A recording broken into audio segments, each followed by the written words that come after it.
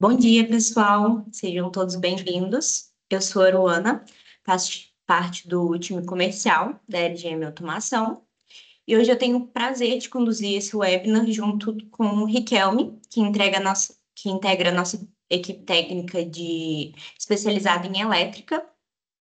Para quem está participando da primeira vez, esse é o quarto encontro dessa série de webinars que a gente está fazendo. Já abordamos temas como monitoramento de vibração, instrumentação industrial, controle PID, e hoje a gente vai tratar de dimensionamento de condutores e proteções e partidas também, né? Para projetos industriais. Então, antes da gente começar, eu gostaria de apresentar brevemente a LGM para quem ainda não conhece a gente. Nós somos especialistas no desenvolvimento de projetos e serviços de engenharia, com foco em automação, instrumentação e elétrica industrial, atuando ali desde o gerenciamento corporativo até a infraestrutura de campo. Então, nosso compromisso ele está ali com a performance, segurança e entrega técnica de alto nível. E com esse propósito que a gente está fazendo esses eventos online, a gente quer criar um espaço de troca e aprendizado. E sem mais delongas, vou passar a palavra para o Riquelme para a gente poder iniciar esse momento. Se vocês repararem na parte superior aqui, a gente tem uma parte de perguntas e respostas, PIR. Então, qualquer dúvida que vocês forem tendo ao longo da discussão, podem mandar essas perguntas na parte de perguntas e respostas, que ao final a gente vai conduzir. E caso tenha alguma pergunta que é um pouco mais complexa, como a gente tem um tempo limitado aqui, caso seja essa pergunta mais complicada, a gente pega o seu número, o seu e-mail e conversa particular, tá bom? Riquelme, com você. Bom dia, pessoal. Vamos dar início ao nosso webinar, tratando aí de eficiência e segurança em projetos elétricos, né? Vamos aprender um pouquinho aí o guia técnico definitivo para a gente fazer um bom dimensionamento, tratando aí especificamente e principalmente de partidas com motores elétricos, né? Que é o carro-chefe aí, a grande maioria das partidas que temos aí no ambiente industrial. E o objetivo aqui é a gente ter uma troca de conhecimento muito eficaz e que seja bem um bate-papo bem tranquilo, bem fácil de entender, para que a gente saia daqui com uma bagagem de conhecimento maior ou que relembre já uma bagagem já existente.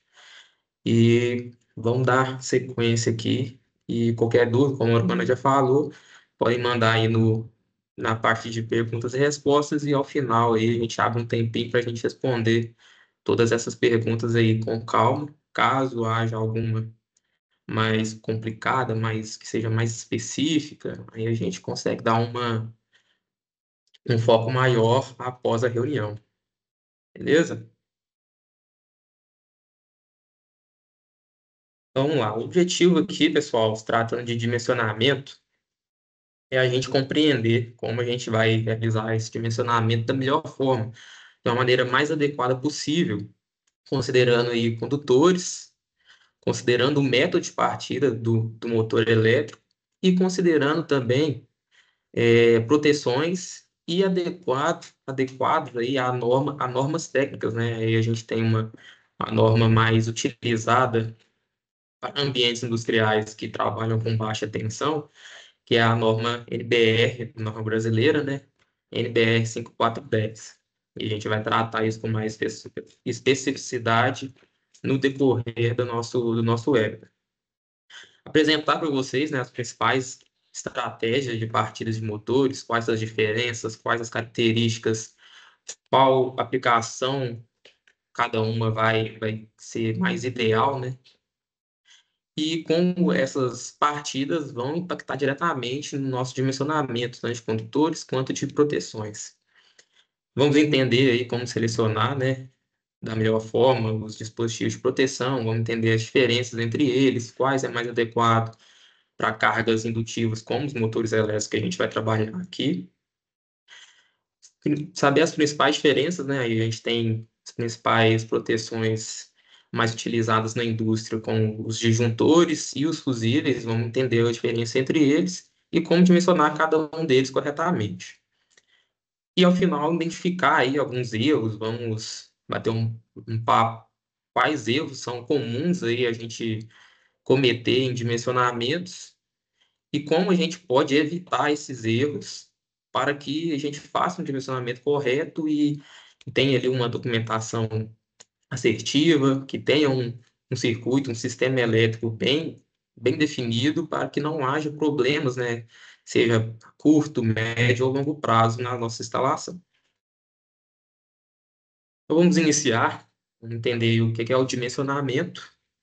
Então, o dimensionamento, se tratando de dimensionamento elétrico, é a gente calcular e especificar corretamente todos os componentes que vão integrar a nossa instalação, o nosso sistema, o nosso circuito elétrico que a gente está instalando, que a gente quer implementar. É a gente definir, né, o método ideal para a partida de motores. Então, a gente vai definir qual é a melhor forma, qual a partida que a gente deve colocar para essa carga, qual que é o nosso carro-chefe para a gente colocar ali naquela indeterminada, né, determinada partida de motor.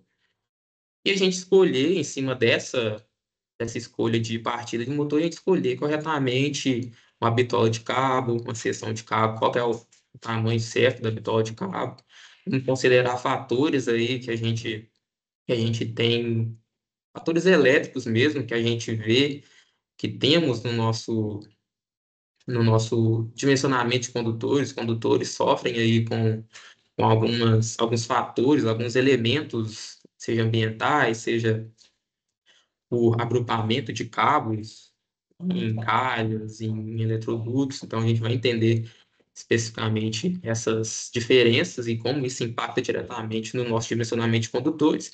E também vamos entender aí como a gente dimensionar corretamente a proteção dos nossos circuitos. Então, o dimensionamento completo e bem feito, ele vai atender todas essas regras para que seja eficaz e adequado à nossa instalação. Então, os principais objetivos de um dimensionamento bem feito são três. Primeiro, a segurança, né? Então, com segurança, um dimensionamento bem feito, a gente vai garantir uma segurança enorme para a nossa instalação. Porque um dimensionamento incorreto pode provocar aí queima de motores, queima de equipamentos, queima de componentes, além de provocar curtos-circuitos, poder ter aí um princípio de incêndio na nossa instalação. Então, um dimensionamento bem feito vai prevenir todas essas vertentes aí de segurança para que a nossa instalação seja segura tanto para pessoas como para o próprio material que a gente fala, né? Nosso maquinário, nossos componentes da instalação. Então, aí a gente previne aí acidentes com pessoas e também acidentes com material, né? Que vão gerar ali um custo para as nossas instalações. Segundo objetivo, com um dimensionamento elétrico bem feito, bem adequado, é a gente garantir uma eficiência energética da nossa instalação. Então, se a gente está implementando uma partida de motor, pessoal, só uma pergunta rápida: todo mundo está conseguindo enxergar a apresentação ou alguém não está conseguindo ver? Se conseguirem dar esse feedback para nós. E, beleza, então vamos dar sequência.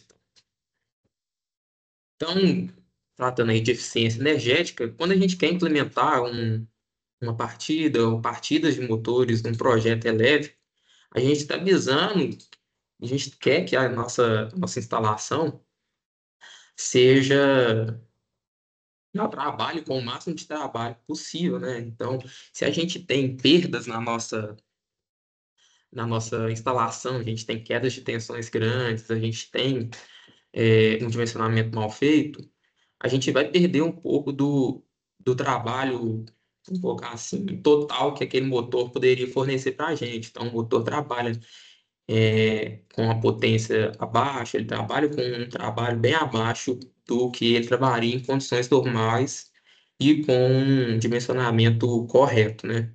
E aí a gente garante uma qualidade de energia maior para o nosso motor, para nossas instalações, e reduz muitas perdas que a gente possa ter com o tempo, né? E o terceiro fator é a conformidade normativa, né? Então, aí, se tratando para instalações elétricas em baixa tensão, a gente tem a norma principal, que é a NBR 5410. Ela trata de todas essas informações, ela apresenta para nós todas as vertentes que a gente tem nessas instalações de baixa tensão. E com o dimensionamento correto, né, a gente garante essa conformidade com a norma. Então, aí a gente evita de ter penalidades ou reprovações técnicas, porque há algumas fiscalizações, caso nessas empresas, a gente tem algumas fiscalizações que visam essa conformidade técnica. E se a gente não está com o dimensionamento bem feito, adequado, a gente está fora da conformidade técnica e isso pode gerar alguns problemas de penalidades, né, e de reprovações técnicas, algumas multas. Então, isso aí é o terceiro objetivo principal para a gente fazer um dimensionamento adequado para a nossa instalação. Então, vamos iniciar aí, primeiramente, entendidos aí os nossos objetivos, a nossa base do que é um dimensionamento. A gente vai iniciar aí com os dimensionamentos de condutores, tá, pessoal? Então, condutores elétricos, os cabos, os barramentos que a gente vai utilizar aí, principalmente partida de motores, que geralmente são feitas em painéis elétricos e precisam ser levados até os nossos motores lá na nossa área de trabalho, perto da nossa produção, onde vai ter nossos maquinários. Então, a gente vai entender como dimensionar certo esses motores e o porquê desse dimensionamento correto, né? Vamos entender aí quais são os principais fatores que um subdimensionamento, um dimensionamento adequado, pode ocorrer e pode causar de problema para a nossa instalação.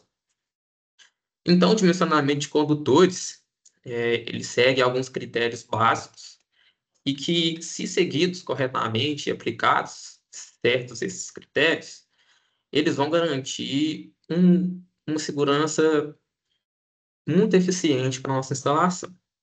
Então, vamos entender esses critérios, vamos passar por cada um aqui, e a gente vai ver alguns cálculos, algumas fórmulas para a gente fazer esse dimensionamento com algumas informações que a gente vai ter da nossa instalação.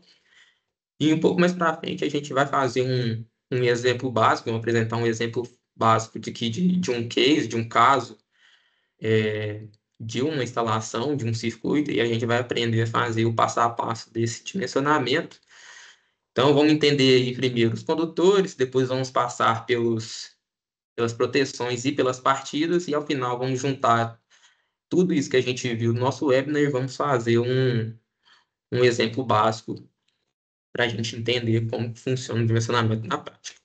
Então, o primeiro critério aqui para o dimensionamento de condutores é a gente encontrar e saber ter a informação da nossa corrente nominal do nosso circuito. A corrente nominal é aquela corrente que a gente vai observar quando o motor, quando nossa instalação está funcionando em condições normais. Então, o motor trabalhando no seu normal, né, de produção mecânica, de produção de força mecânica, a gente tem uma corrente elétrica nominal. É aquela corrente quando ele trabalha em condições normais.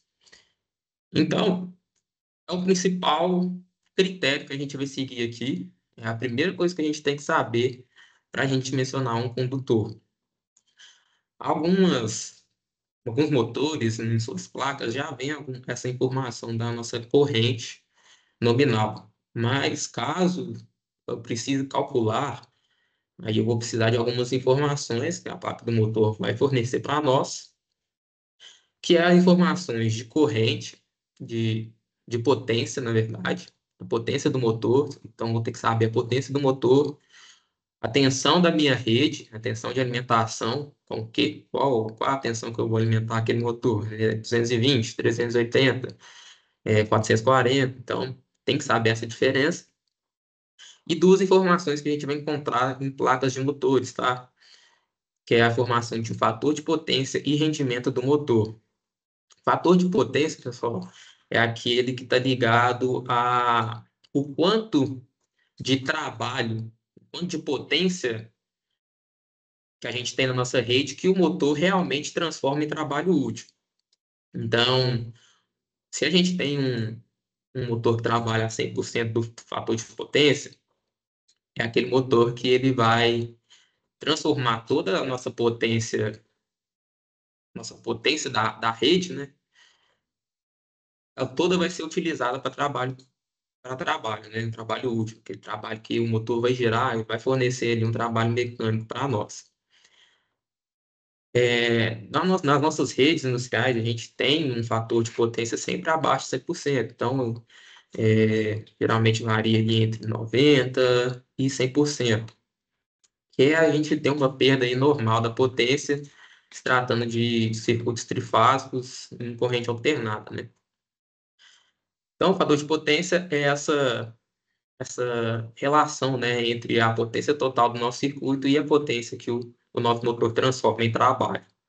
E o rendimento é um pouco parecido com o fator de potência, mas ele já leva para o lado de trabalho mecânico. Então, o nosso motor, ele recebe, o nosso motor elétrico, ele vai receber ali a nossa tensão da rede, a nossa tensão elétrica da rede, e ele vai transformar essa tensão elétrica, essa força, né, elétrica, em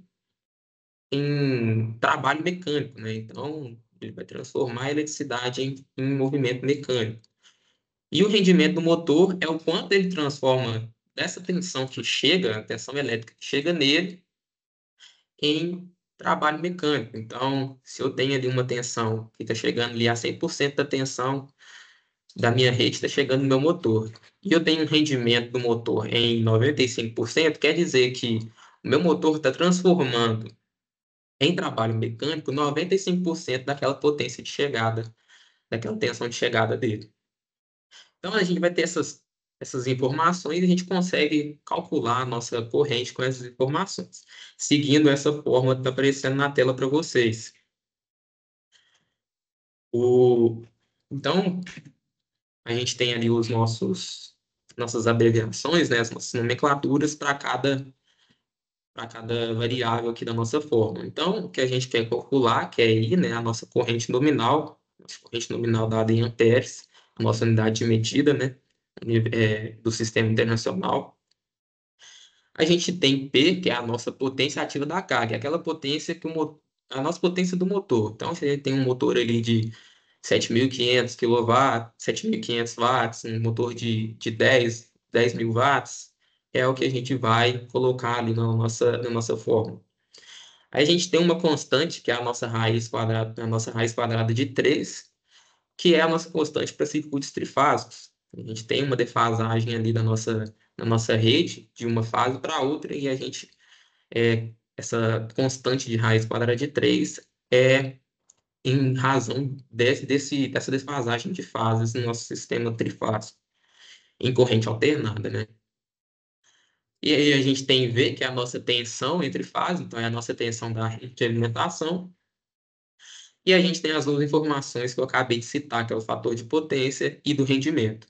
Então, primeiro, para a gente calcular essa fórmula, a gente vai substituir pelos nossos valores da nossa instalação. Então, se eu tenho uma tensão de 380 volts, eu vou substituir ali onde está o Vzinho na nossa fórmula.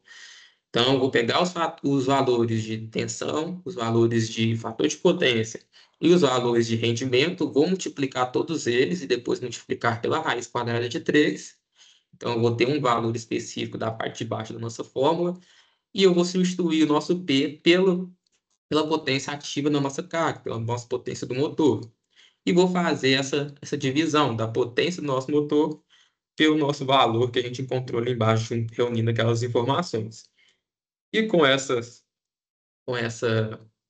conta, né, com esse cálculo básico, a gente vai ter a nossa corrente.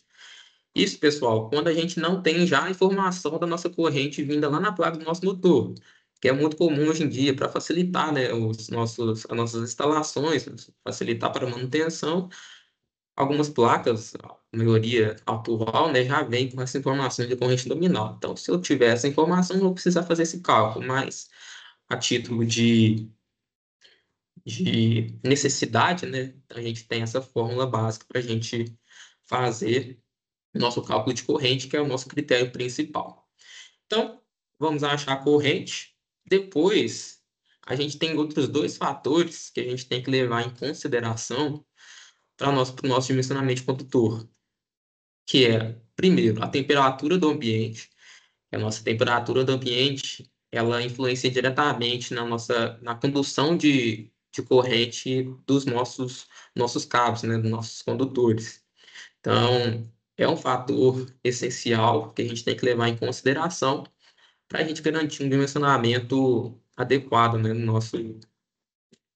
nosso sistema. Outro fator importante é o agrupamento de cabos. Então, a gente tem que levar em consideração por onde vai passar os nossos condutores, se vão passar por eletrocalhas, se vão passar por eletrodutos e quantos circuitos a mais vão ter juntos com eles. E esse agrupamento de cabos, ele também tem um aumento ali da temperatura, além da temperatura ambiente, por causa do efeito Joule, né? Que a gente já conhece, quem está ambientado com a área da elétrica sabe que os nossos cabos, nossos condutores, pela corrente, quando passa por eles, a gente tem o efeito Joule, que é a dissipação de calor. E quanto mais cabos agrupados a gente tem, maior aumenta esse nosso fator de temperatura, né? Aumenta o calor ali dentro daquele eletroduto, dentro daquela calha por onde ele esteja passando. Então, levar em consideração o agrupamento de cabos é um fator essencial para que a gente não erre aí no nosso dimensionamento.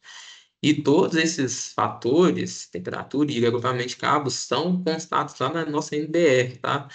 A nossa norma NBR 5410, ela tem listado esses valores e a gente vai entender lá no nosso case de cálculo, daqui a pouco, como a gente vai usar essas tabelas e fazer esse dimensionamento bem feito seguindo esses fatores de temperatura e agrupamento.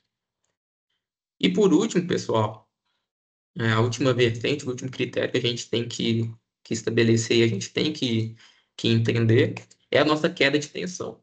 Queda de tensão, ela vai ocorrer devido à distância que o nosso condutor vai ter desde sua alimentação até a nossa carga, até o nosso motor, por exemplo. Por quê? Quanto maior a distância, maior vai aumentar a resistência elétrica do nosso condutor. E aumentando a resistência elétrica, a gente vai ter uma queda de tensão da nossa fonte até chegar na nossa carga. E aí a gente tem que, ali na norma NBR 5410, a gente tem um limite mínimo, né, que a gente tem que seguir de queda de tensão. E o nosso limite para circuitos terminais, entendam que é aqueles circuitos que a gente a gente vai incorporar em uma rede já pronta, uma rede já estabelecida, uma rede industrial já estabelecida. Então, ali eu quero dimensionar uma partida para me adicionar na minha rede ali 380, uma rede que já está pronta. Então, isso vai ser um circuito terminal. Então, para um circuito terminal, eu tenho que garantir que a minha queda de tensão dos meus condutores vai ser menor ou igual a 4% da minha tensão de rede.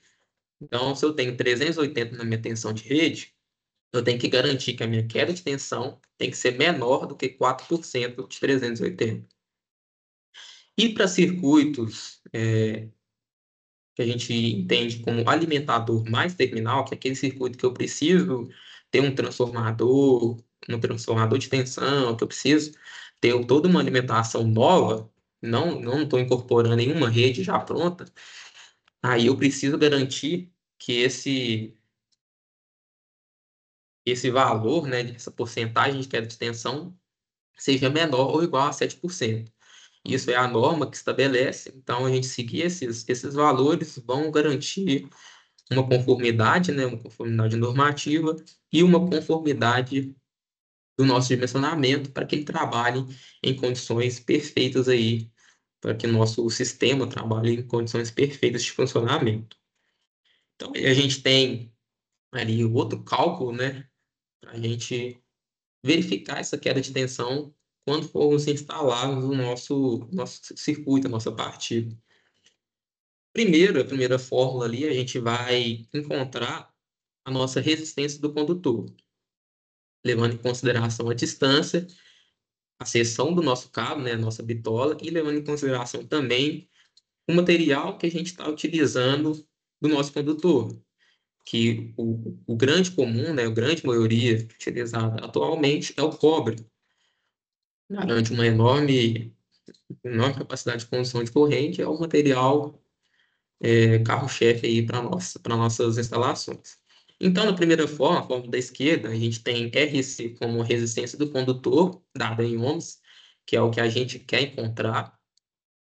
E ali a gente tem P como resistividade do condutor, e aí na norma, em tabelas na norma, ou em tabelas que os próprios fabricantes de condutores já têm pronta, a gente tem essas informações de valores de resistividade para cada material. Então, o cobre, o valor dele é 0,0,17.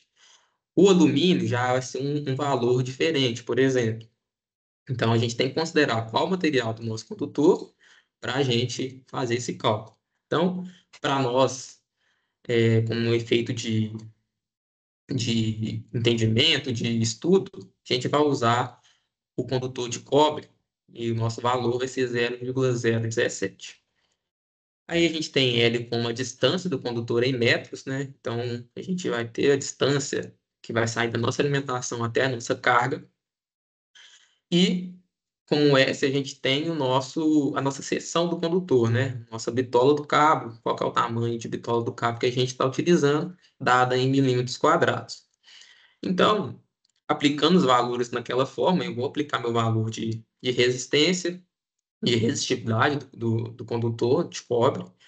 Dentro do parênteses, resolvendo parênteses, eu tenho a minha distância vezes raiz quadrada de 3, que é a constante para sistemas trifásicos, que é o que a gente está trabalhando aqui.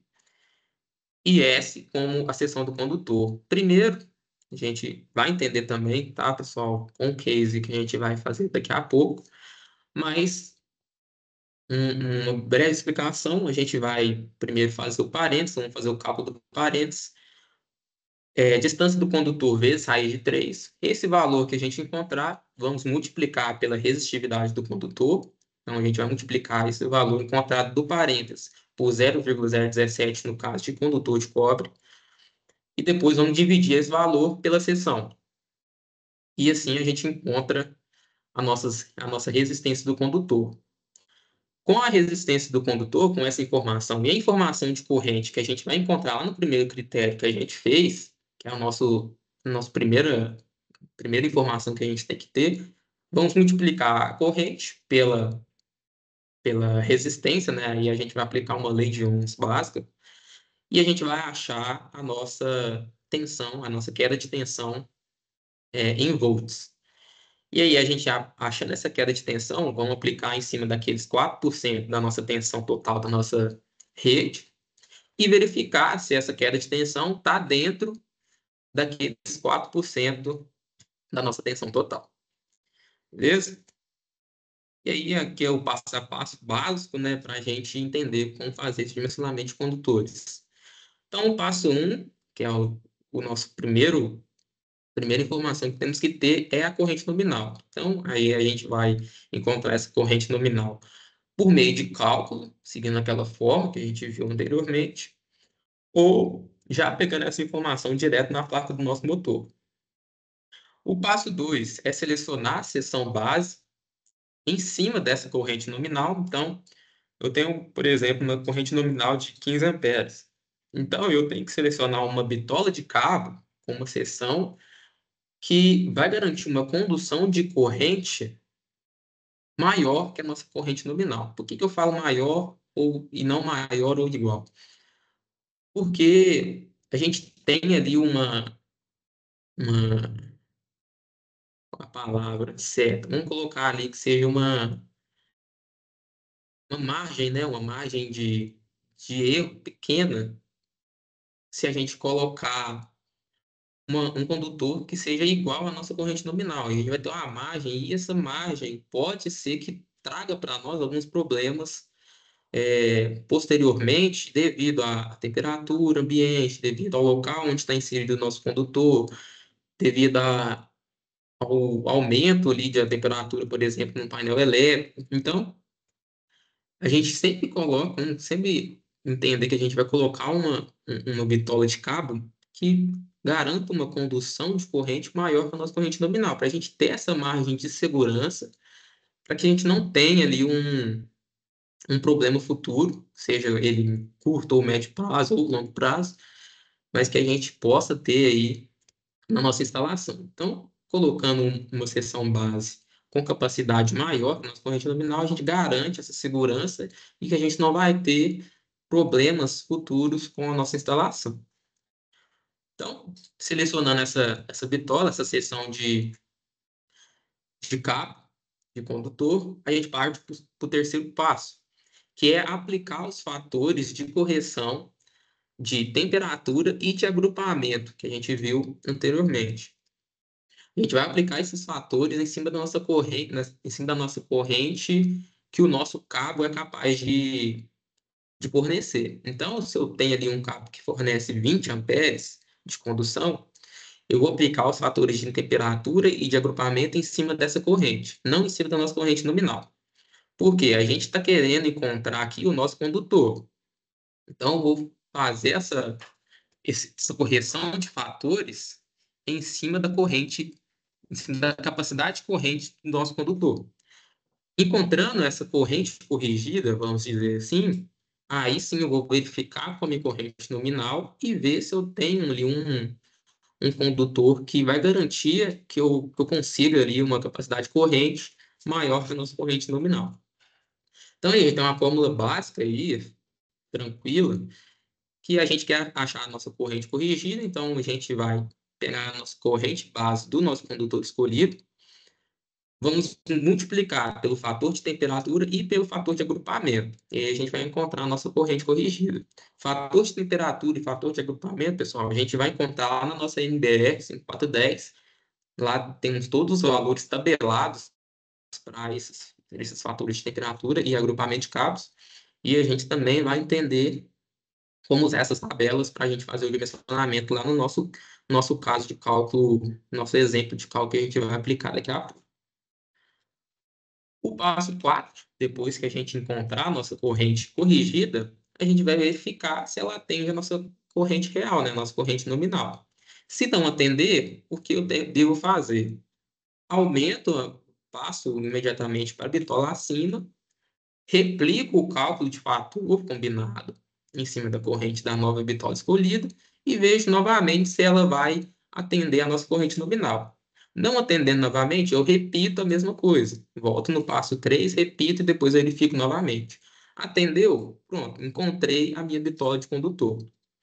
Encontrada a bitola do condutor a ser utilizado no nosso sistema, a gente parte para o último passo, que é o cálculo da tensão, para nossa queda de tensão. Se a nossa queda de tensão estiver abaixo estiver dentro dos padrões estabelecidos pela norma, da porcentagem estabelecida, a gente encontrou nosso condutor. Caso ela não esteja dentro do padrão estabelecido pela norma, aí eu devo aumentar novamente a nossa bitola de cabo e refazer o cálculo da queda de tensão e validar se dessa vez ela está dentro da nossa norma, né? Dentro da porcentagem normativa aí. Então, basicamente, esse é o passo a passo para a gente fazer um dimensionamento de condutor totalmente preciso. E a partida de motores. E a gente vai entender quais são as partidas de motores, qual a forma correta para a gente, qual partida é ideal para a nossa instalação. Vamos entender quais as características de cada uma e também vamos saber como aplicar a melhor estratégia para definir a partida a ser utilizada. Então, a partida de motores é aquela forma que o motor vai ser ligado, né? Aquela forma que o motor vai ser energizado. E ela influencia diretamente na eficiência, na segurança e na vida do sistema útil do nosso motor. Então, se eu uso uma partida inadequada para o meu motor, ele vai ter uma vida útil menor, ele vai ter um perigo maior para a segurança dele mesmo, do equipamento, ou para a segurança de pessoas que estejam trabalhando ali perto desse motor, perto da nossa instalação, e vai atuar também diretamente na eficiência. O motor não vai atuar com a eficiência máxima que ele possui. Selecionar essa partida de motor corretamente é algo imprescindível, algo super necessário para que nossa instalação funcione de maneira correta. Então, a gente tem alguns critérios, algumas estratégias a ser seguidas para a gente fazer essa escolha. Então, a gente vai depender aí da nossa potência do motor, nosso tipo de carga, se é uma carga que precisa de um alto torque na partida, se ela não vai precisar de um alto torque na partida, isso vai influenciar. Tem os fatores de características da nossa rede, se é uma rede robusta, uma rede industrial robusta, se ela é uma rede fraca, que não aguenta tanto, e também um nível de controle que a gente vai precisar para aquela instalação.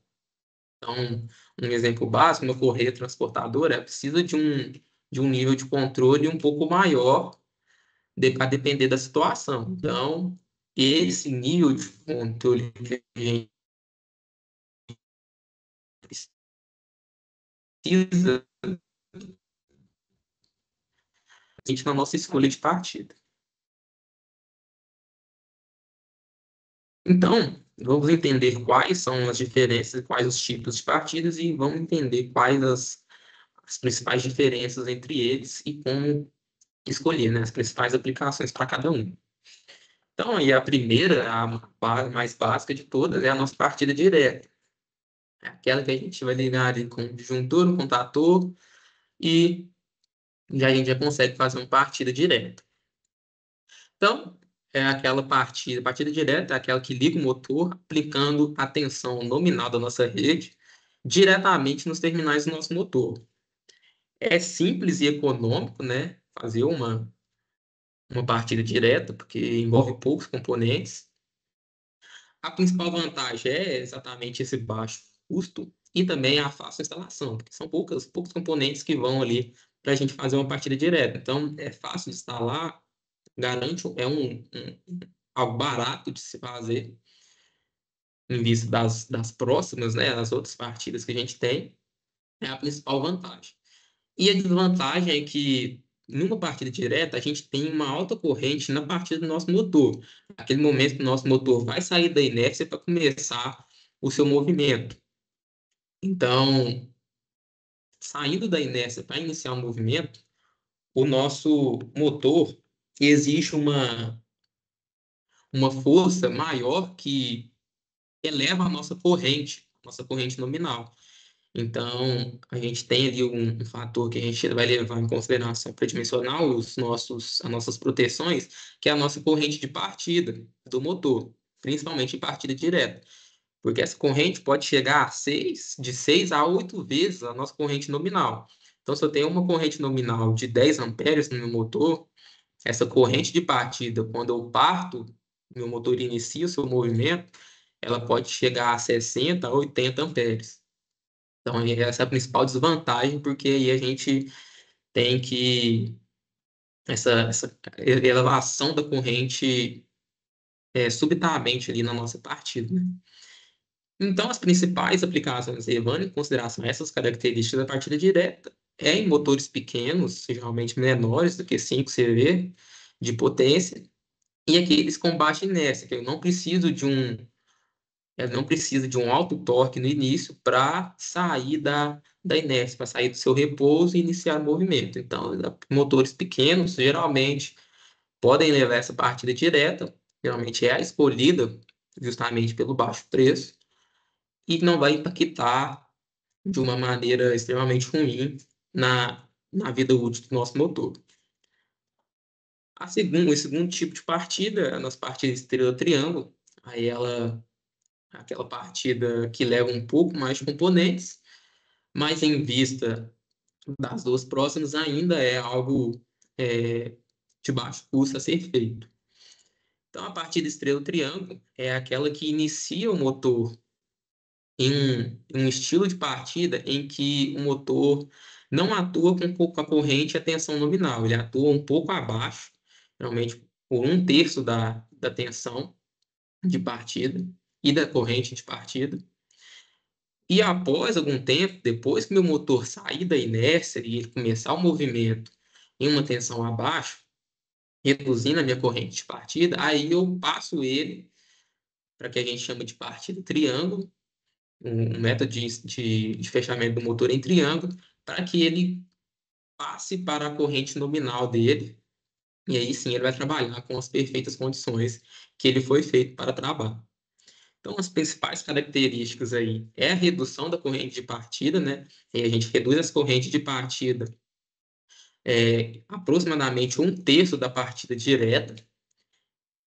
E é necessário um motor, aí especificamente para a partida de estrela-triângulo, um motor que tenha no mínimo 6 pontas para me fazer essa partida estrela-triângulo. Então, se eu tenho um motor que permite apenas uma tensão de entrada, a gente tem 3 pontas apenas nele, para a gente fazer a nossa alimentação, eu não consigo fazer essa partida estrela-triângulo. Então, eu preciso de um motor que tenha 6 pontas no mínimo. Então, motores de 6 pontas, 9 e 12 pontas, eu consigo fazer essa partida em estrela-triângulo, tranquilamente.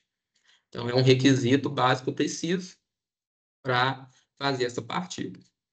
A principal vantagem, as principais vantagens é o menor impacto na rede, né? Porque não vou ter aquela corrente de partida de 6 a 8 vezes a nominal. Vou ter uma corrente de partida elevada, mas que é bem menor do que na partida direta. Então, eu reduzo um pouco essa elevação súbita de corrente no nosso motor, garanto uma maior vida útil para ele.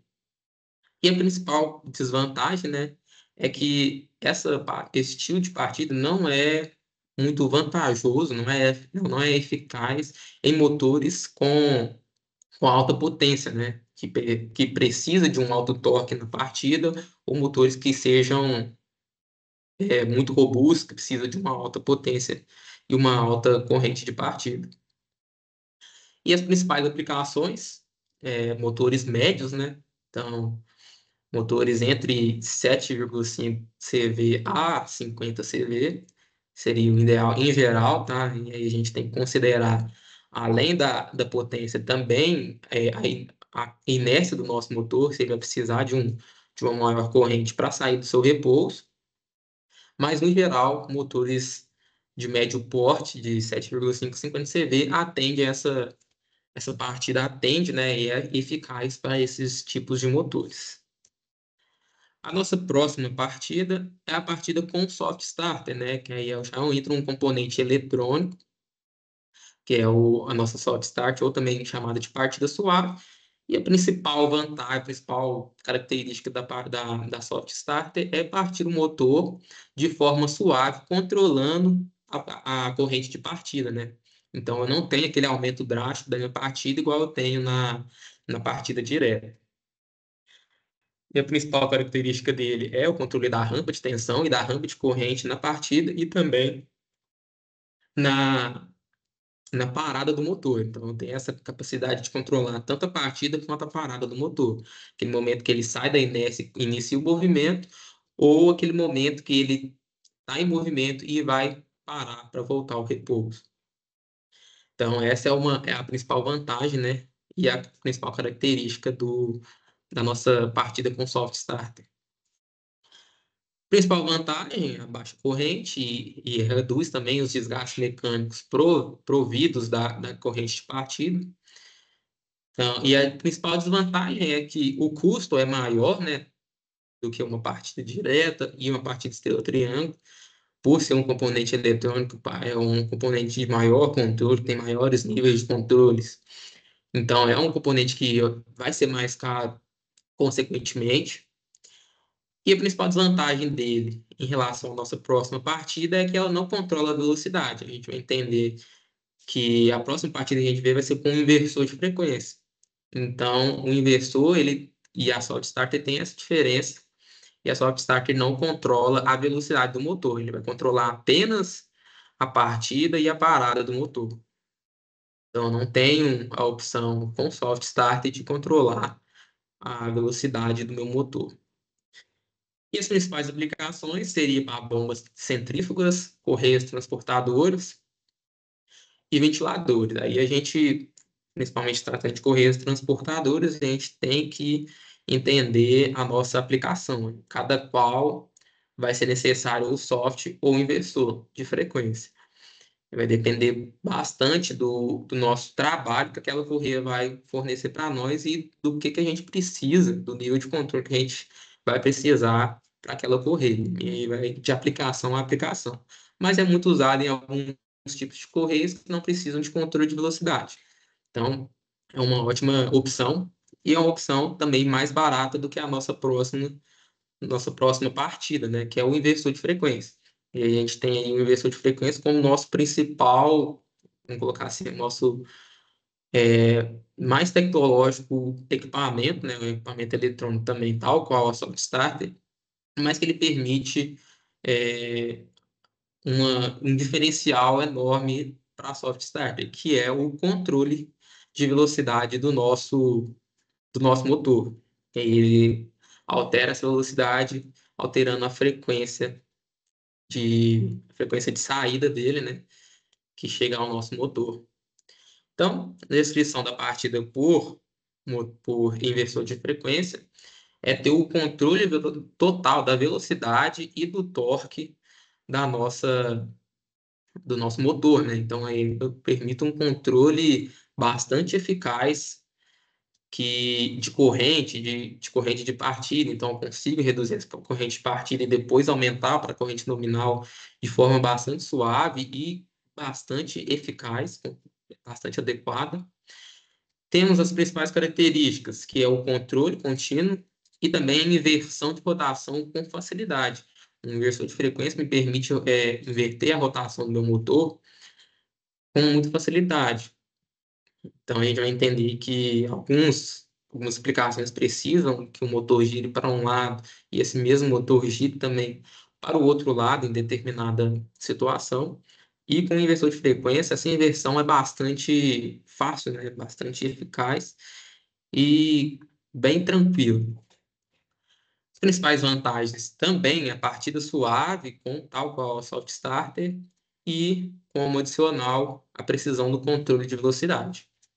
E a principal desvantagem é o custo, né, elevado. O inversor é ser um componente mais caro que uma soft, vai ser um componente que vai gastar aí um custo maior para a instalação em si. E ele também emite algumas harmônicas, que são as defasagens na corrente, e às vezes precisam de filtros. Alguns inversores já vêm com filtros acoplados, mas alguns modelos não têm, e aí a gente tem que adicionar aí um filtro, tanto de entrada como de saída do inversor, para que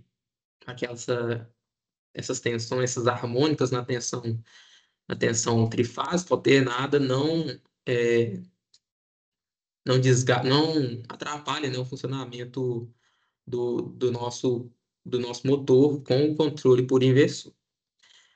E as principais aplicações para esteiras, correias transportadoras, né, no geral, elevadores, máquinas CNC que atuam com comandos via computador e uma ventilação variável, uma ventilação que precisa ser variável durante o tempo, precisa ser maior durante determinado momento, pode ser menor durante outro momento, aí a gente tem essa variação. E os inversores de frequência, e se a gente usar esse estilo de partida, a gente tem esse controle preciso para essas aplicações. Então, entendidos as principais partidas, aí qual que é o modelo melhor para a gente, qual que é a estratégia a ser adotada para a gente escolher a nossa partida de acordo com a nossa instalação. Então, a gente tem que avaliar algumas características, né? Então, aí as principais características, primeiro, é o tipo de carga, né? Que a gente vai estar ligando, e depois avaliar as características mecânicas também. Então, ali a gente tem uma tabelinha básica, simples, que, se seguida, bem tranquilo, vai ser assertivo na maioria das vezes. Então, para carga leve, ventiladores centrífugos que necessitam de um torque baixo na partida, eu posso usar a partida direta ou posso usar a start se eu quiser um nível de controle maior. Para cargas médias, como bombas, compressores, que precisam de um torque moderado na partida, eu posso usar tanto a estrela triângulo ou a soft starter, caso novamente eu precise de um nível de controle maior. E para cargas pesadas, britadores, prensas, que precisam de um alto torque desde o início, lá na sua partida, é imprescindível que eu use inversor de frequência para que a minha instalação seja adequada. Beleza? E como escolher, levando em consideração as nossas condições do nosso sistema elétrico, levando em consideração o nosso nível de controle necessário e o custo-benefício, em relação aí aos custos gastos para fazer essa partida. Então, aí a gente tem a situação da rede elétrica, com uma rede robusta, uma rede industrial já bem preparada, bem feita, bem dimensionada, que não tem uma queda de tensão enorme, uma queda maior de tensão, eu posso usar as partidas diretas tranquilas, caso meu motor for pequeno, né, conforme a gente viu no slide anterior. Se for uma rede fraca, uma rede que não é bem dimensionada, que não seja uma rede industrial, por exemplo, e que tem cargas sensíveis, como eletrodomésticos, muitos eletrodomésticos acoplados nessa rede, é ideal que eu não utilize partida direta devido a corrente de partida desse estilo, né? Então, seria ideal eu usar uma soft start ou um inversor para acionar um motor nesse caso, né? Nessa situação. Para controle de velocidade, idealmente que seja um inversor de frequência, pois as outras partidas não têm essa opção para a gente fazer esse controle de velocidade.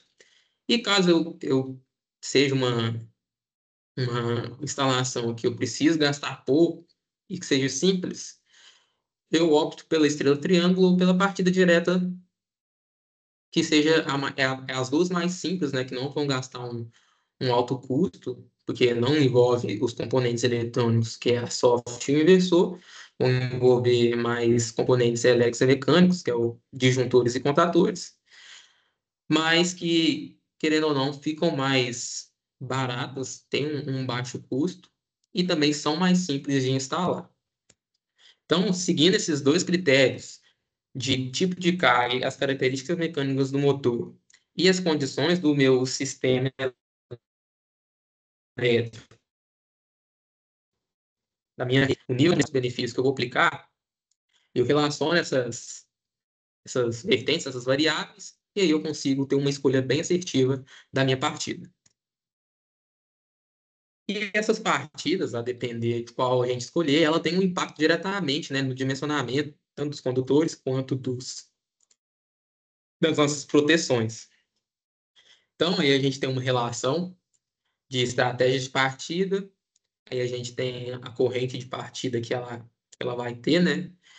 O impacto em cabos ou disjuntores e proteções, e para quais são ideais. Então, eu tenho a partida direta, que aí, como a gente entendeu, ela tem uma corrente de partida que pode chegar de 6 a 8 vezes a corrente nominal do nosso motor, e geralmente as seções e as proteções devem ser maiores para garantir que essa corrente não atrapalhe a nossa instalação, essa corrente de partida, e é ideal para motores pequenos, com baixo torque, né, com baixo torque de partida, e que sejam em redes robustas. A parte da estrela triângulo já baixa um pouco essa tensão, essa corrente de partida, Então, a corrente de partida em uma estrela triângulo já é um terço da corrente da partida direta, então é uma redução significativa. Então, eu posso reduzir o tamanho dos meus cabos, não preciso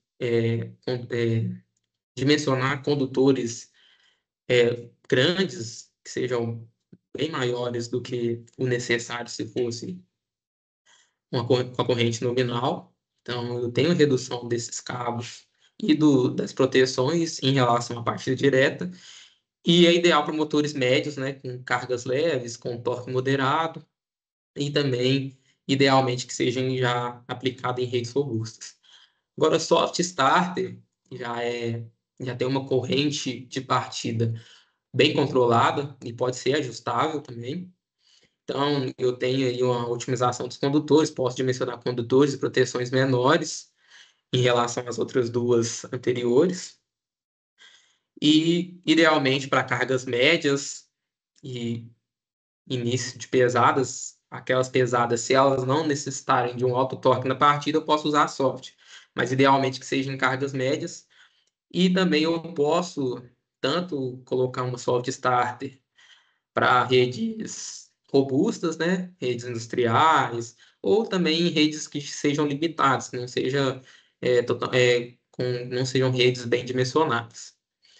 E o inversor de frequência, eu posso instalar ele em qualquer rede.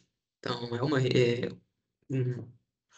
uma partida, né, com um componente eletrônico bem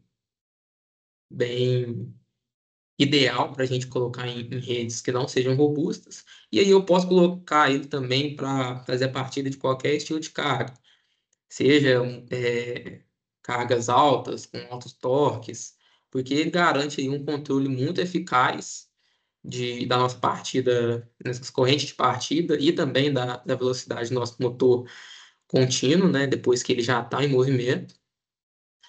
E em relação, colocando um inversor de frequência, eu posso otimizar bastante ali o nosso dimensionamento, tanto de proteções e quanto de condutores, que aí eu não preciso é, ter uma grande preocupação com a corrente de partida. Então, basicamente, se tratando de partidas elétricas, a gente tem essas quatro principais. E aí agora a gente vai entender como dimensionar as proteções, vamos entender as diferenças entre elas e qual seria a ideal para cada estilo de partida, de acordo com a nossa aplicação. Então, dimensionamento de proteções, né? E a gente tem os principais componentes de proteção, os disjuntores, e aí a gente tem duas diferenças de disjuntores. Temos os disjuntores motores, que já são próprios, né, para aplicação industrial, para ligação de motores elétricos trifásicos. Temos os disjuntores termomagnéticos, e a gente vai entender como que a gente pode usar ele caso a gente não tenha um disjuntor motor. Temos os fusíveis e também o relé térmico. E os critérios principais para a gente dimensionar essas proteções é considerar a corrente nominal ou corrente de regime, né? Que é aquela corrente que o motor consome quando ele está trabalhando em condições normais. E também temos que considerar a corrente de partida, como a gente viu lá na partida direta. Então, a partida direta, a minha corrente pode ser de 6 a 8 vezes maior que a nominal. Se for uma partida em estrela triângulo, a minha corrente de partida vai ser também maior do que a nominal, mas aí um pouco mais reduzida. Então, eu tenho que entender essa diferença de quais partidas qual partida eu vou usar para considerar essa corrente de partida no meu dimensionamento, na minha escolha da minha proteção, do meu disjuntor, do meu relé ou do meu fusível. Então, aí a gente tem os tipos de disjuntores, aí tratando de disjuntores termomagnéticos, tá? Que não sejam disjuntores motores, porque aí a gente tem uma diferença entre eles que deve ser levada em consideração, tendo em vista as correntes de partida da nossa instalação. Então, ali eu tenho três tipos de curva para disjuntores termomagnéticos. Tenho a curva B, curva C e curva D. A curva B tem um desarme magnético ele é de 3 a 5 vezes a corrente nominal. Então, eu não poderia usar um disjuntor termomagnético curva B para me aplicar, por exemplo, em uma partida direta do meu motor, porque ele não ia permitir a partida desse motor eficientemente, provavelmente iriam ali, iria desarmar antes do meu motor partir. O disjuntor de curva B é ideal para cargas resistivas, como iluminação, chuveiros. Então, é um disjuntor ideal para cargas resistivas e não cargas indutivas. Nosso motor é elétrico trifásico com uma carga indutiva, então não é adequado a gente colocar um disjuntor de curva B para essa aplicação. Aí a gente tem um disjuntor de curva C, que ele vai de 5 a 10 vezes a corrente nominal, pode ser usado em motores, desde que sejam pequenos, tá? Motores pequenos, que não exijam um alto torque na partida, pode ser usado um disjuntor termomagnético de curva C. E o de curva D é o mais ideal para a gente usar em instalações industriais com motores elétricos trifásicos, porque ele garante um desarme magnético de 10 a 20 vezes a corrente nominal. Então, para motores de partida direta, idealmente que seja curva D. Posso usar a curva C, caso sejam motores pequenos, e a gente tem que fazer uma avaliação precisa ali da nossa instalação. Mas para título do que é ideal, do que é o mais apropriado, é um disjuntor termomagnético de curva D. Lembrando, disjuntores termomagnéticos não são aplicados, não são feitos exclusivamente para partidas de motores elétricos, como é um disjuntor motor. Então, eu tenho que sempre usar um disjuntor termomagnético em conjunto com um relé térmico, por exemplo, que vai garantir a nossa proteção contra sobrecarga. Porque o meu disjuntor termomagnético vai garantir uma enorme precisão na detecção de curto-circuito, mas não vai garantir com precisão em caso de sobrecarga na nossa rede. Então, eu preciso sempre usar um disjuntor termomagnético em conjunto com um relé térmico. E aí a gente tem os fusíveis, né? Os fusíveis geralmente são selecionados de forma para que eles não interrompam o circuito na nossa partida, né? Durante a nossa partida do motor. Então, para uma partida direta, eu tenho que levar em consideração essa corrente de partida para dimensionar o meu fusível. Então, ele geralmente tem que ser dimensionado de 1,5 a 2 vezes a corrente nominal do motor. Então, se eu tenho uma corrente nominal de 10 amperes, por exemplo, então eu vou ter que colocar ali o fusível ideal seria um fusível de 20 amperes, para que ele não rompa quando meu motor partir, e depois faça a, a proteção dele contra curto-circuito normalmente. Geralmente são mais rápidos, mais eficazes para curto-circuitos, mas também não oferece aquela proteção contra sobrecarga na nossa rede. Então, também para o fusível, eu tenho que usar ele em conjunto com um relé de sobrecarga para garantir proteção contra curto-circuito e contra sobrecorrente e sobrecarga na nossa instalação. Então, uma dica prática: sempre, quando for dimensionar, idealmente utilizar disjuntores motores que já são próprios para esses estilos de partidas. Caso não use, não vou utilizar, eu opte por não utilizar o meu disjuntor motor, eu tenho que sempre utilizar ou um fusível com um relé térmico ou um disjuntor termomagnético curva D com um relé térmico. Então, tem que ser sempre em conjunto para me garantir proteção nas duas vertentes, tanto de curto-circuito quanto de sobrecarga. Então, pessoal, basicamente, as dimensões de condutores, dimensionamento de condutores, nossa escolha de partida e as estratégias aplicadas e o nosso dimensionamento de proteções vão seguir esses modelos. E agora a gente vai entender aqui na prática, com um exemplo, né, de dimensionamento, vamos estudar um caso aqui, para a gente entender como que a gente vai dimensionar da melhor forma nosso circuito de partida de um motor. Então, eu separei aqui essas principais informações que a gente vai ter da nossa instalação. Então, vamos ter um motor de 10 CV, uma potência nominal de 10 CV ou 7,5 quilowatts, uma tensão de 380 volts fornecida pela minha rede, um fator de potência de 0,86, então ali um motor que vai atuar com 86% da potência total da minha rede, com um rendimento de 0,90, de 0,90. Então, meu rendimento do meu motor vai ser de 90% em relação à corrente elétrica que chega nele e o que ele transforma em atividade útil, né, em trabalho útil mecânico. Nosso tipo de carga vai ser um compressor de ar, então vai ser uma carga um pouco mais pesada.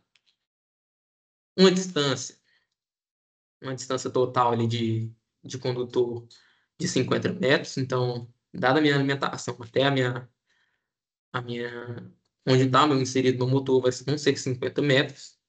A temperatura ambiente de 40 graus, para a gente entender como essa temperatura vai influenciar no nosso dimensionamento de condutores, e também o agrupamento. Então, por onde vai passar o meu cabo de alimentação, os nossos cabos de alimentação do motor, vão ter também 3 circuitos juntos em um eletroduto.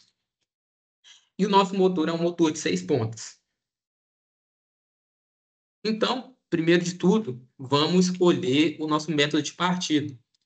Então, vamos analisar ali a carga primeiramente. Então, pela informação, eu tenho que a minha carga é um compressor, então ele vai ter um alto torque na partida, vai ter uma corrente de partida elevada, né? Então, vai trazer um risco para a rede, caso eu opte por uma partida direta. E a minha rede, eu tenho a informação da minha rede, que é uma rede de fornecimento industrial. Então, vamos escolher aqui como uma partida em estrela triângulo. Por quê? Eu vou reduzir a minha corrente de partida, certo? Diminuindo aí o risco para a rede. Vou também, tenho também a opção de fazer isso, porque a minha rede de fornecimento é uma rede industrial robusta, já bem dimensionada. Então, não vou ter risco de queda de tensão na minha rede. Então, eu posso escolher a partida estrela-triângulo tranquilamente. Então, eu vou reduzir a minha corrente em até um terço, né, da partida direta. Vai ser mais econômico e mais eficaz. Então, como meu motor ele tem 10 CV, é maior que 5 CV, então é um motor tranquilo para a gente colocar essa partida estrela-triângulo. E aí, a gente requer o acesso aos 6 terminais do nosso motor e o nosso motor atende, que é um motor de 6 pontas. Então, primeiro de tudo, vamos dimensionar os condutores. Vamos passar lá pelo cálculo da corrente nominal, que é a primeira informação que a gente tem. Aí aqui a efeito de estudo, a gente vai calcular ela, a gente não tem essa informação já pronta. Então, vamos calcular a nossa corrente. Então, pela fórmula que eu expliquei anteriormente, lá no início, a gente vai substituir os valores que a gente tem na nossa fórmula. Então, P, que é a nossa potência da carga, que é 7,5 kW, aí eu tenho que usar watts para efeito de cálculo. Então, eu transformo 7,5 kW para 7.500 watts, fazendo a conversão aí para a gente utilizar a unidade de medida que está lá no sistema internacional. A nossa constante raiz de 3, aí V vai ser a nossa tensão entre fases da nossa rede, então 380, que é a informação que a gente tem lá no início, e a gente vai também colocar as informações de fator de potência, 0,86 e 0,9, que é a nosso rendimento do motor. Então, substituindo na fórmula e fazendo as contas, então eu vou fazer toda a multiplicação da parte de baixo da nossa fórmula, que vai dar um valor total de 508. Então, eu vou pegar agora 7.500, o meu valor de potência, e vou dividir pelo valor de 508. E eu vou ter ali uma corrente nominal, né, uma corrente de regime, de aproximadamente 4,8 amperes. Então, calculando a corrente, aí a gente parte para o segundo passo, que é a escolher a bitola inicial, e sem aplicar os fatores de correção. Como que a gente vai escolher essa bitola inicial? De acordo com as tabelas que eu tenho lá na minha NBR 5410, lá na minha nota. Eu vou usar duas tabelas. Eu tenho a tabela 33, que é a tabela que vai mostrar para mim métodos de instalação, e a tabela 36, que é a capacidade de condução de corrente, de acordo com o método de instalação escolhido, né? Então, ali eu tenho as informações que a minha instalação vai ser feita em eletroduto aparente. Então, os meus cabos vão passar por eletroduto aparente. É um circuito trifásico. Os condutores vão ser condutores de cobre. E a isolação do meu cabo é de PVC, que trabalha a 70%, 70 graus Celsius de temperatura. Então, analisando a tabela de baixo, que é a nossa tabela de método de instalação, a gente tem que encontrar nela a nossa forma de instalação escolhida, no caso, um eletroduto aparente. Então, a gente pode ali e a gente vai referenciar aquele último código ali, o código B1, que é o que a gente vai referenciar na tabela de cima, para a gente escolher a nossa bitola mínima ali para a nossa instalação. Então, identificamos ali o nosso método de instalação em eletroduto aparente, que é o método B1. Passando para a tabela de cima, eu tenho ali que o meu circuito é um circuito trifásico. Aí primeiro eu identifico o método de instalação B1 na tabela. Como é um circuito trifásico, vou ter 3 condutores carregados. Então eu já identifico ali também essa informação. Meu condutor é um condutor de cobre. Então eu estou na parte da tabela, a tabela que está aí na apresentação para vocês, ela não está completa. Eu também tenho a tabela com as informações de condutores de alumínio. Então, caso meu condutor é de alumínio, eu tenho que verificar lá na tabela com condutores de alumínio. Então, ficar atento a essa diferença aí. Então, como meu condutor é de cobre, identifique essa informação. E a minha isolação lá em cima, eu tenho as informações da minha isolação, que é de PVC, e a temperatura do condutor de 70 graus Celsius. Reunindo essas informações, eu tenho ali a minha corrente ideal e a minha bitola de cabo. Escolhi o cabo de 2,5, que vai permitir ali uma condução de corrente de 21 amperes, né? Poderia ter escolhido 1,5, que aí vai ser um pouquinho mais baixo, mas está acima da nossa corrente nominal, sim. Mas aí a gente entra naquela margem que eu citei para vocês lá quando a gente for escolher a primeira base lá, explicado no início. A gente tem que deixar uma margem maior, sempre uma margem maior, vai trazer uma segurança maior para a nossa instalação. Se a gente deixar uma margem pequena, pode ser que ocorra problemas futuros para nós aí na instalação do nosso circuito. Então, vamos escolher a bitola de 2,5, que tem a capacidade de corrente de 21 amperes. Então, é dessa forma que a gente usa as nossas tabelas da NBR para escolher a nossa bitola inicial. Depois, a gente tem a aplicação de mais duas tabelas da nossa norma, que é para a gente aplicar os fatores de correção de temperatura e os fatores de correção de agrupamento, em cima da corrente da bitola que a gente escolheu, que é de 2,5. Então, primeiro, vou considerar ali o fator de temperatura. Eu tenho lá na minha formação inicial que minha temperatura ambiente é de 40 graus Celsius.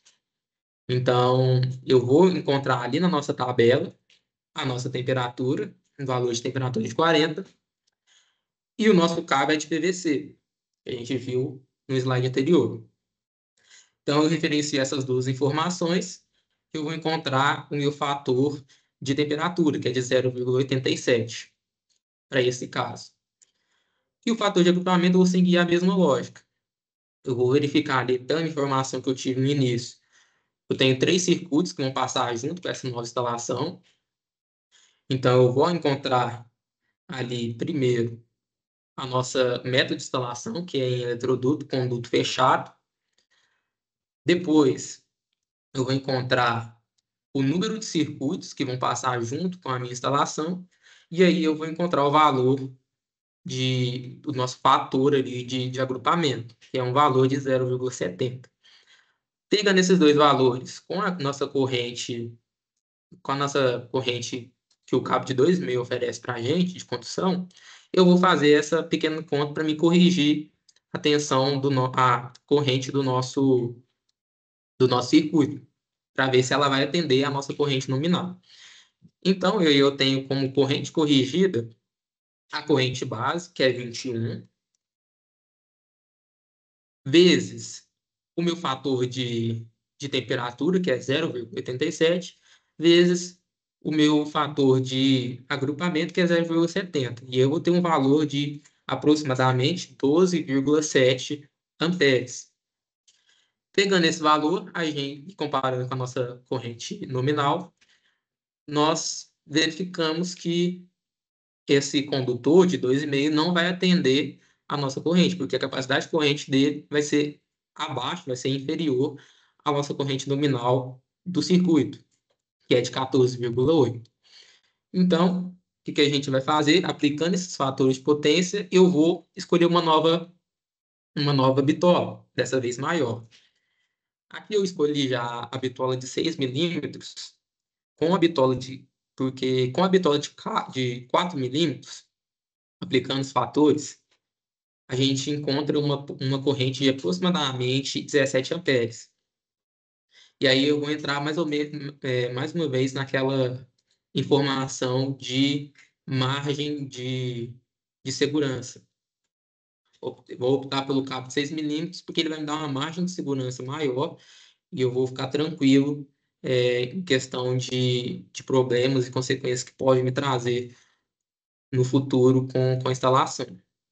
Então, corrente de 17 amperes do cabo de 4 milímetros atende a corrente nominal. Porém, a margem entre as correntes nominal e a capacidade de corrente do condutor de 4 milímetros é baixa, essa margem é baixa. Então, eu opto pela de 6 milímetros, que corrigindo ela ali, que ela tem a capacidade original de 36, passando pelos fatores de temperatura e agrupamento, eu tenho uma capacidade corrigida de 21 amperes, mais ou menos quase 22 amperes, que é uma corrente segura, vai atender a meu nominal e vai me deixar tranquilo aí para fazer essa instalação sem ter tantas preocupações com problemas futuros. Então, o último passo para o dimensionamento dos condutores nesse nosso caso é verificar a queda de tensão. Então, eu vou ter ali a nossa fórmula, né, de queda de tensão primeiro, para a gente encontrar a resistência do nosso condutor. Então, a gente vai substituir os valores na fórmula.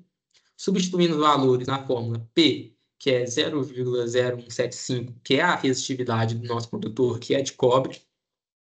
Substituindo o L, que é a nossa distância, informada lá no início de 50 metros, vezes nossa constante raiz quadrada de 3 para o sistema trifásico, dividido pelo nosso S, né, o nosso valor de seção escolhida, que é de 6 milímetros. Fazendo ali a primeira operação dentro do parênteses, seguindo a prioridade da matemática, né? A gente resolve primeiro o parênteses, depois resolve as multiplicações e divisões. Resolvendo o parênteses, eu vou ter um valor de 86,6. Eu vou multiplicar esse valor pelo valor da resistividade, e aí vai fornecer para nós um valor de 1,5. E eu vou dividir esse valor pela nossa seção do cabo. Então, 1,5 dividido por 6, eu vou ter uma resistência do condutor de 0,25 ohms. Pegando essa informação da resistência do condutor, eu vou utilizá-la na fórmula da queda de tensão. Então, eu tenho que queda de tensão é a resistência do condutor vezes a corrente nominal do nosso circuito. Então, substituo os valores de 0,5 para a resistência do condutor e 14,8, que é a nossa corrente nominal encontrada lá no início. Vamos ter uma queda de tensão de 3,7 volts, que é uma tensão admissível e vai estar dentro dos os nossos 4% para 380 volts. 4% de 380 eu tenho 15,12 volts. Então, o máximo de queda de tensão admitido para essa instalação seria de 15,2 volts. Como nossa queda de tensão está em 3,7, ela está dentro do padrão. E dimensionando as proteções, a minha primeira opção e a mais ideal é ter um disjuntor motor, que ele vai ser ajustável ali de 12 a 18 amperes, que é o valor que a nossa corrente nominal atende, né? A nossa corrente nominal está ali dentro dessa faixa de valores. Vai suportar a partida estrela-triângulo e vai proteger tanto contra sobrecarga quanto contra curto-circuito. E a opção 2, que é o disjuntor termomagnético, mais um relé térmico. Como eu disse, o disjuntor termomagnético não fornece tamanha proteção contra sobrecarga quanto um relé térmico ou quanto um disjuntor motor. Então, tem que usar ele em conjunto com o relé térmico. Então, eu utilizaria ali um disjuntor curva D de 20 amperes e um relé térmico ajustado entre 12 e 18 amperes que vai ali compreender a nossa corrente nominal. Então, basicamente, é isso. Então, aí tem um resumo final do nosso case de dimensionamento. Um motor de 10 CV, ou 7,5 kW, com uma corrente nominal de 14,8 amperes. O método de partida escolhido é um método de estrela-triângulo. O condutor final para a gente fazer as ligações desse nosso circuito é de 6 milímetros de cobre. A queda de tensão está dentro da norma, que é 3,7 volts. A nossa proteção escolhida, idealmente, é um disjuntor motor ajustável de 12 a 18 amperes. E uma alternativa, caso eu não opte pelo disjuntor motor, é um disjuntor de curva D de 20 amperes mais um relé térmico de 12 a 18 amperes. Basicamente é isso. Agora a gente vai passar por uns erros comuns e vamos ver como evitá-los, né? Então, durante o dimensionamento ali dos motores, a gente tem alguns erros que pode ser comum da gente cometer, como dimensionar ali apenas pela corrente nominal uma proteção e ignorar a corrente de partida do nosso motor. O segundo erro muito comum é ignorar o agrupamento de cabos para a gente dimensionar os nossos condutores. Ignorar esse agrupamento pode ser que o nosso condutor fique subdimensionado e com o tempo ele derreta, pode causar um incêndio e pode causar a falha do nosso circuito e ele não passe a funcionar incorretamente, né?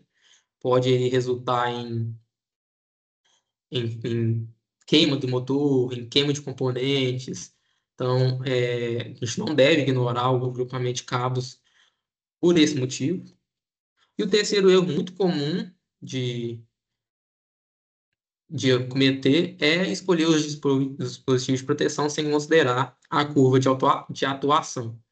Então, eu desconsidero a corrente de partida e desconsidero também a minha curva de atuação. Então, cometendo esses dois erros, é 100% de chance, certeza que seu dimensionamento pode ocorrer ali um desvio, né? Pode ocorrer algo fora do normal, fora do comum do funcionamento que ele deveria ter normalmente. Então, a gente pode evitar esses três erros considerando o tipo de partida e aplicando ali, né, aquela análise que a gente fez para escolher nosso estilo de partida. Podemos evitar ali a questão do agrupamento de carros, utilizar corretamente as tabelas da NBR 5410, que elas estão ali justamente para ajudar a gente a fazer o dimensionamento bem feito e escolher um habitual condutor ideal para nossa instalação e escolher os disjuntores adequados, né? Verificar ali as curvas necessárias, as curvas ideais de disjuntores termomagnéticos e, se possível, sempre optar por um disjuntor motor, pessoal. Sempre é o ideal a ser feito. Então, basicamente é isso. Aí a gente tem a finalização aqui do nosso webinar.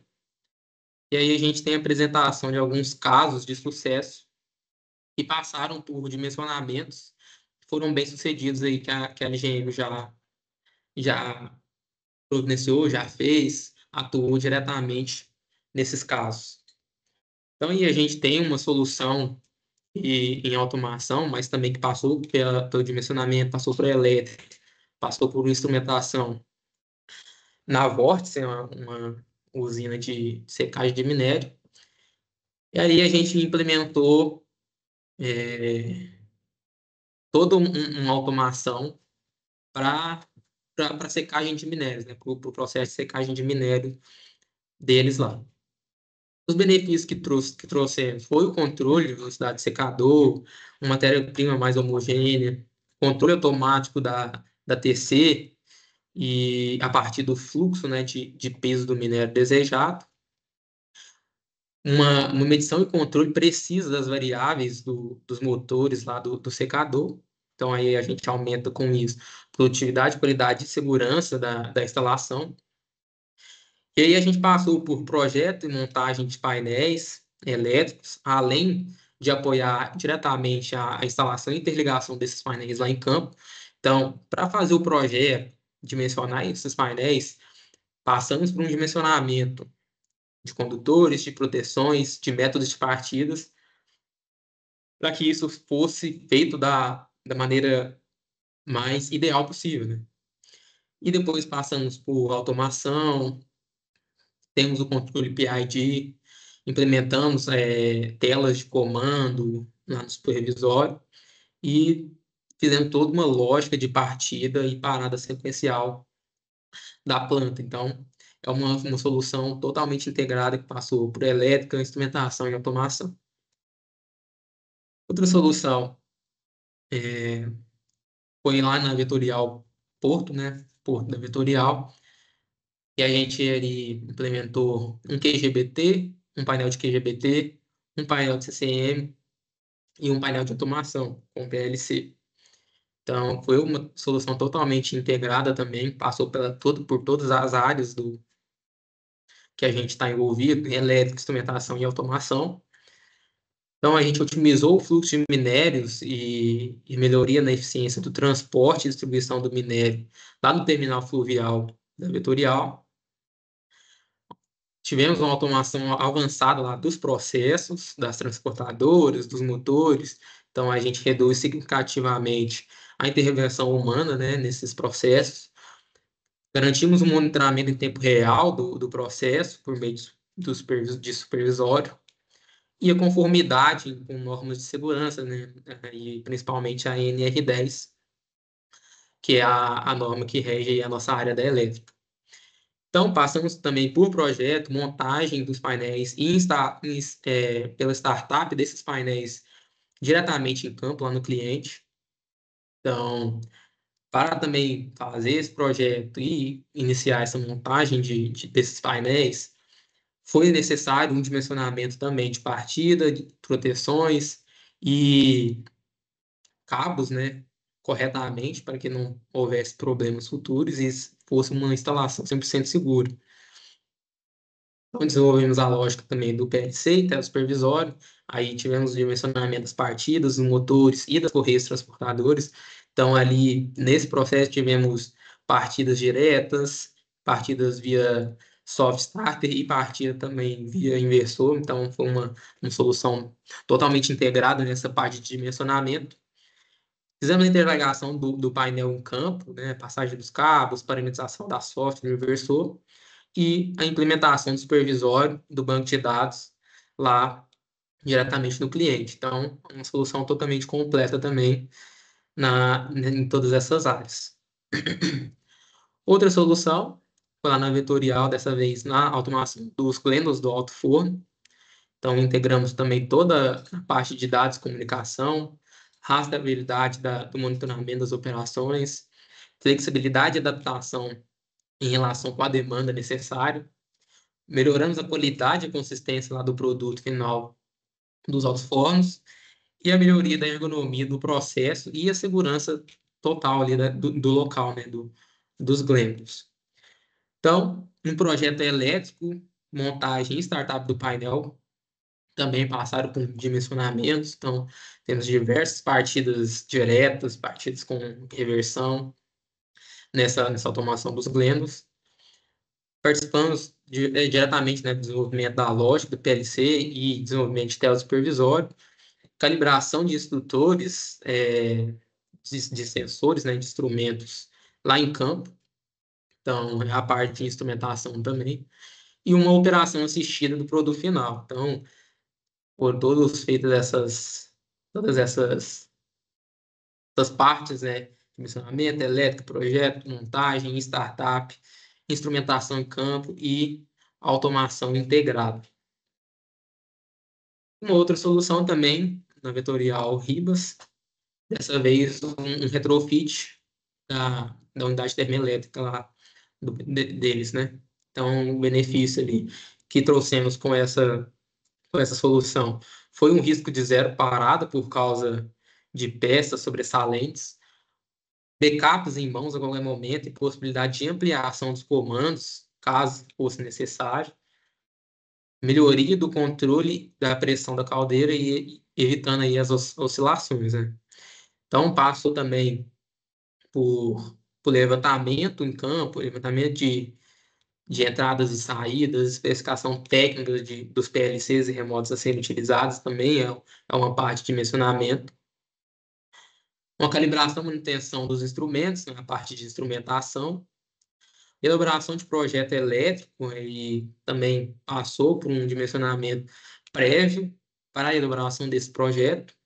Montagem e substituição dos painéis, porque lá já existiam os painéis, e aí a gente montou painéis novos e apenas retiramos os anteriores, os que existiam, os antigos, e adicionamos os novos, fazendo aí um retrofit completo de comando e controle dessa UTE.